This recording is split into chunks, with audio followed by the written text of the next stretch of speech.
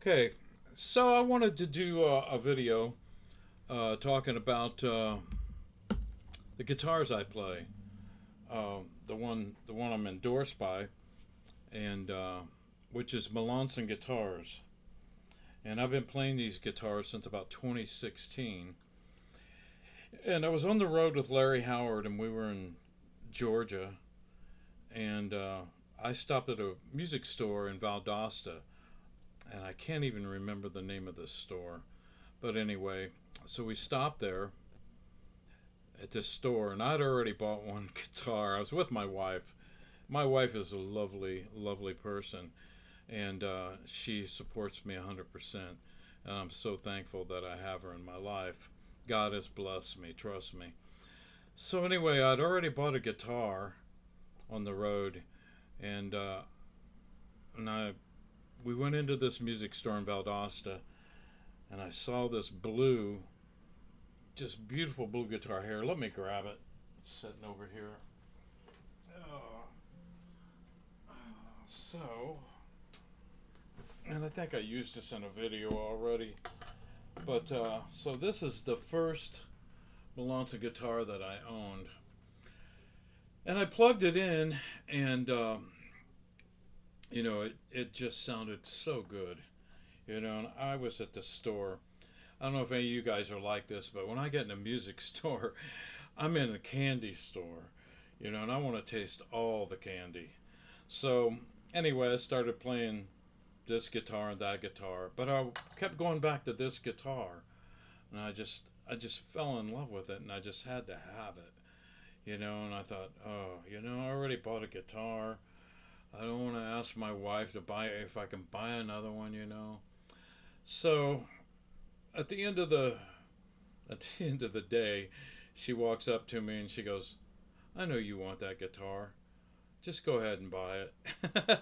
And so I did. And I kind of hesitated, but I said okay, and I really wanted it. And I knew nothing about Malanson guitars. There's the headstock. So I knew nothing about the guitars, but I just knew I fell in love with this guitar.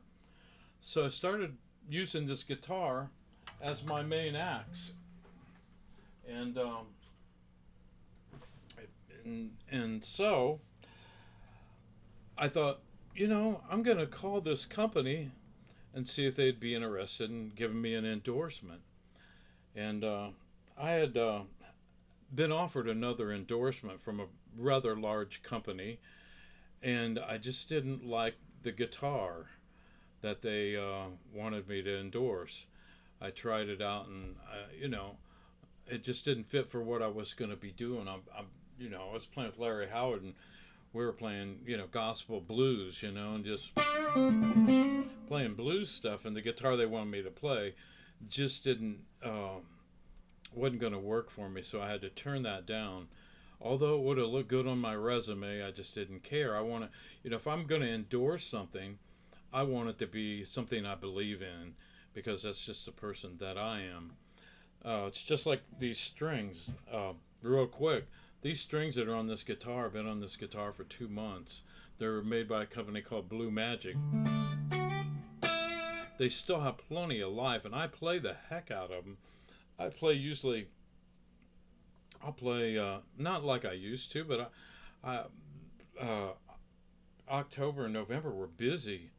I probably played at least 25 gigs on this set of strings, and they're still on there, and they still sound good, and they stay in tune though. So anyway, I had another string endorsement. I dropped it to do this because I believed in it. So that's kind of how it was with the Malanson guitars. I called the factory, what I thought was going to be a factory, and it turned out to just be one guy, Gerard Malanson. And so I called him up and I said, "Hey, I'm on tour playing with a gospel blues artist named Larry Howard." And he goes, "Oh." I said, "Well, would you be interested in giving me an endorsement?" And I told him the story. "Hey, I bought one of your guitars. I love it. It's my main axe now." I was playing a Paul Reed Smith and a Strat before, when I'd play, but this guitar, this blue Malanson, just again, I just fell in love with it. So I started playing it all the time. So I called him and told him the story. And he says, well, send me your resume. And I thought, okay, I'll send you my resume. So I sent him my resume of the people I'd played with and blah, blah, blah, blah. And so after a couple of weeks, I get a call back and he says, hey, I think I'll build you some guitars. And so I thought, oh, thank you, Jesus. And so he said, let me know when you want to, excuse me, when you want me to start working on your first guitar. I said, okay, let me get some ideas in mind and I'll get back with you in a few days. So I thought about, what kind of neck I wanted and what kind of inlays I wanted. I'm not a real fancy person, try not to be. I just knew some of the stuff that I wanted. So I called him back and said, okay, I want a Brazilian rosewood fretboard, which I love Brazilian rosewood. And I told him that I wanted the inlay on the 12th fret to be John 3:16, because I'm a born-again believer, and that scripture just ministers to me and ministers to everybody, for sure. So anyway, then we put dove inlays, and so I had that. And then I said, what are the pickups in that blue guitar? And he says, those are the pickups that I wound. And I thought, I want those same pickups, in this guitar.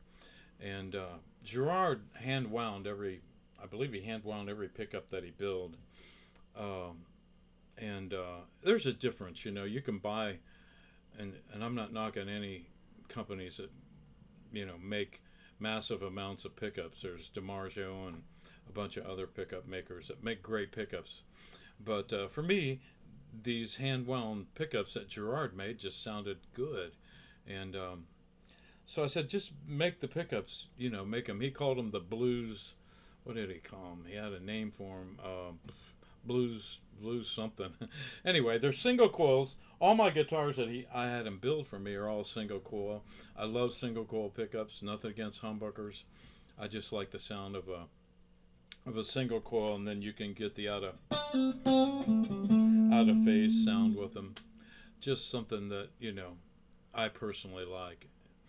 So after I told him what I wanted, told him I wanted a nice top, and man, he did a great job of picking out a nice figured piece of maple. He called it Tiger Eye, and this is a classic artist model, by the way. This style's kind of like a Stratocaster. A little nicer to me than a Strat. I own a bunch of Strats, but this is probably my favorite to play guitar that I own by Malanson. But I have another favorite, and I'll show that to you in a minute, that means a lot to me sentimentally.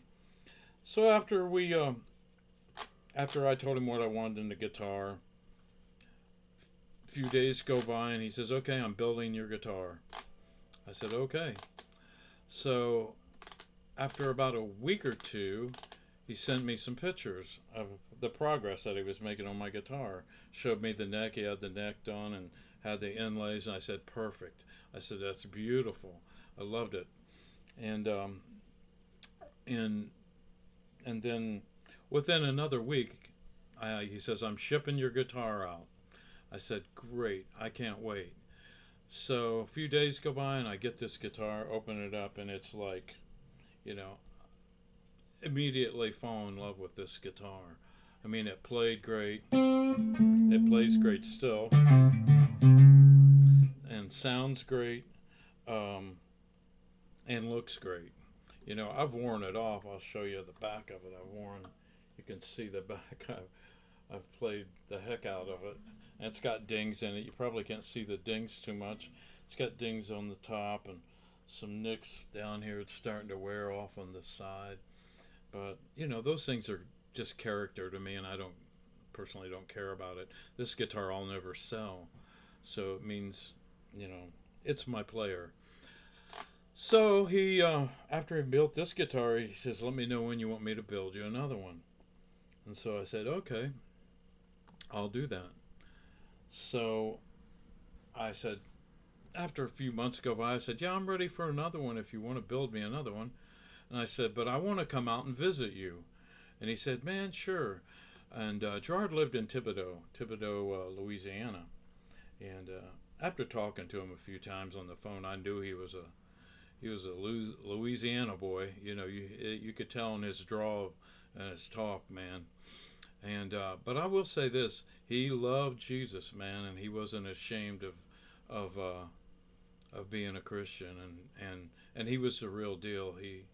He really truly loved Jesus Christ, and we would share that in our conversations. I'm going to show you the second guitar he built for me.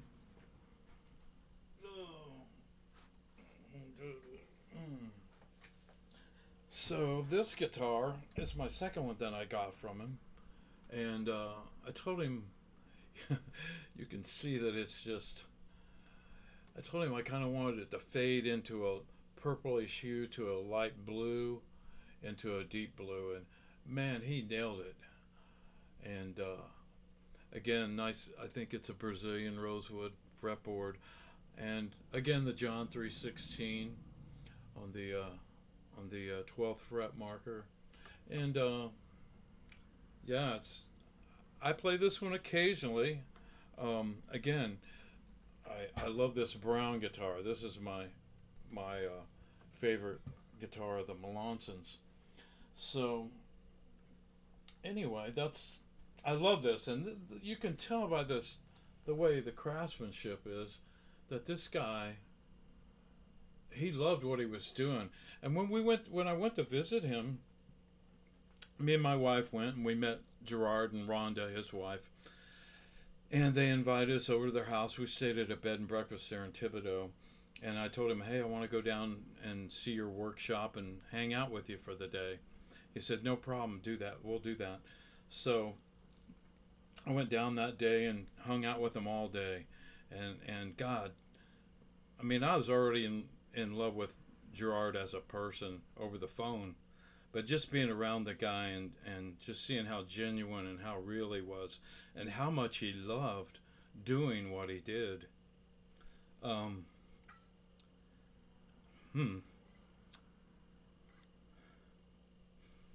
Sorry.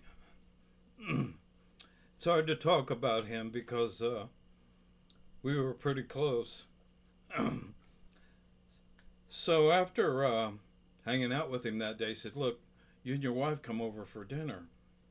And so we did. We went over to his house for dinner. And the first thing I do, I walk into his house, and there's all this gorgeous furniture. And I'm like, I thought I'd walked into a antique shop or something. That this furniture was just so beautiful, carved out stuff. And I said, "Gerard, where'd you get this furniture?" He says, "I built it." I said, "You built this stuff?" He said, "Yeah." He says, "I love working with wood." And I thought, wow. I said, "You are amazing, man." I mean, if you just had to see this furniture that he built, it was just amazing. It looked like the craftsmanship was just as good as any you'd ever see, by anybody. So anyway, we spent the night, had dinner with him. Didn't spend the night at their house, but spent the night with him talking, and got to know Gerard a little more. And I didn't even know that he played guitar at that point. So we're at his house, and he says, "Hey, let's play some guitar." I said, "Sure, man." And so he pulls out a couple of his guitars, and we plug into an amp. And man, I got schooled. I thought I could play, but man, he was quite the musician. He could play guitar as well as he built guitars, and it was just a truly wonderful experience being around Gerard and Rhonda, his wife. They were just totally genuinely real people that were down home. They made us feel like we were their family. So having heard him play just opened my eyes that much more. I thought, that's why his guitars are so good. this guy's a player. He knows what to expect out of a guitar. He knows how to, you know, and it was true, you know. So I'm gonna put a couple links at the end of this that you can click on. There's going to be one with an interview of Gerard. There'll be one of him doing one in his workshop, and I think he plays at the end of it. But unfortunately, I'm going to show one more guitar.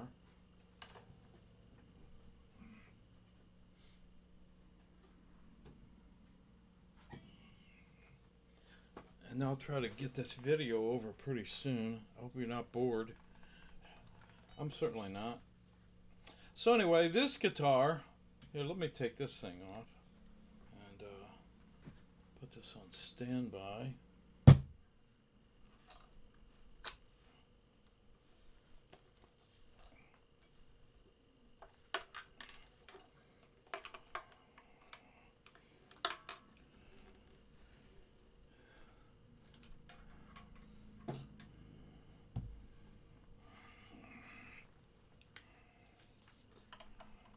By the way, the brown guitar is called Gerard.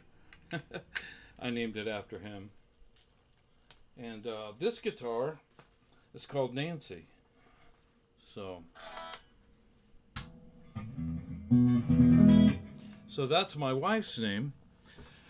So after Gerard had built me the those other two guitars, I asked him to build me one more.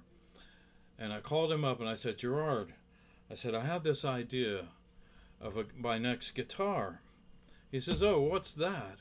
I said, well, my wife writes me these love notes. Every time I play a show, I have a love note. And so I had been saving these love notes. I'm just that guy. I don't know what you call that, but my wife loves me so much that it means a lot to me when she writes me these notes. It just makes my night, you know, for me to play. And some of her notes are love notes, some are just inspiration, and they're just those kind of notes. So I called Gerard up and I kept all these notes in a bag. In fact, there's a bag of notes, and I have another bag. I won't bother to get them. So I save all these notes. And some nights, late at night in my room, I would come in here and get the notes out of the bag and read them and get all melancholy and think about how blessed I am. So I was thinking, how could I do something to honor my wife? And I thought, well, I was looking at the notes and I thought, I could put the notes on a guitar. So I called Gerard up. I said, Gerard, my next guitar, I want you to make me a guitar with love notes on it. And he goes, what are you talking about? I said, well, my wife writes me these notes and I save them, and I want you to put some on a guitar for me. And he says, are you nuts? And I said, no, I'm not nuts. I said, that's what I want. He says, okay. He says, well, send me the notes. You know, send me your 25 of your notes, and I'll try to see if I can do it or not. So I took 25 of my favorites and sent them to him. He gets them, and after he's had them for about a week, he calls me and says, this ain't gonna happen, man. These notes just aren't going to work. I said, why not? He says, because it'll mess with the integrity of the guitar and it's not going to sound that good. I said, oh, you're kidding me. And I said, well, I don't care if it doesn't sound as good. And his reply was, I do. and I thought, well, okay, I get it. You know, he cares. It's his guitar. He's got his name on it. It ain't got my name on it. It's got his name on it. And so I understood. And I said, well, I understand. You know, it's going to have your name on it, and you care about the integrity of the guitars that you build. And I said, that's so obvious because your guitars are so great. And so I told him, well, okay, if you can't build it, you can't build it. At least I tried. So after about 2 weeks go by, he calls me back up. And he says, look, I figured this out. He says, I figured out a way I can make this work so the guitar won't lose the integrity of the sound. And I can go ahead and I'll go ahead and build your guitar. And I said, thank you, Jesus. And I said, build it.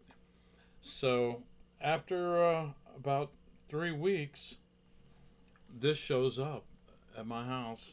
And he got the notes on there. The guitar sounds great, plays great. And, it's pretty special. Means a lot to me, this guitar. It has Ephesians 5:25, which says, husband, treat your wives as Christ treated the church, So, and it's done with his single coil pickups, the blues pickups. And it's just a special guitar. And it's got the little heart inlays too, which make it pretty special. And this was the last guitar Gerard built for me. He was going to build me one more, and I'd gone out to Louisiana to his shop again to pick out the wood for the next guitar. And he had actually sent me pictures of it as he was working on it. And then he became sick. And a lot of people didn't know he was sick. He hid it well. I knew he was sick. We had talked a couple times on the phone about, his sickness. He had cancer. And I tried to tell him he, do whatever it takes to get better. And he thought God was going to heal him, and but God didn't heal him. And sometimes God will heal people, sometimes he doesn't. But I know this, I know Gerard's in a better place. I know he had Jesus in his heart. And he's definitely making music up in heaven right now. And probably still building guitars. Anyway, one other quick story about Gerard that I'll share. It's hard for me to talk about him because we were so close. I would call him, a couple times a week just to talk to the guy. And he shared this with me. Every guitar he built, I think this is special. Every guitar he built, he told me, he says, I anointed it with oil and prayed over it. I said, every guitar you built, you prayed over it and anointed it with oil? He said, yeah. He said, I did that. He says, I just wanted every one of them to be special. So, and they are. So, again, it's hard to talk about this. I know I'm a crybaby. So, if you get a chance to ever own one of these guitars, definitely buy it. They're great guitars. And they were made with a real passion of love. He told me that too. He says, I just love to build guitars. And every guitar he built, he did with that passion. So it's a blessing to play a guitar that's built by someone that was a master luthier and had a real love for what he did. So anyway, that's the story of my Malanson guitars. So I hope you enjoyed it. if you get a chance, click on some of the links I'm going to leave. And there's one that's Gerard's playing on, and he was just such a great guitar player too, and he's dearly missed. Anyway, thanks for listening.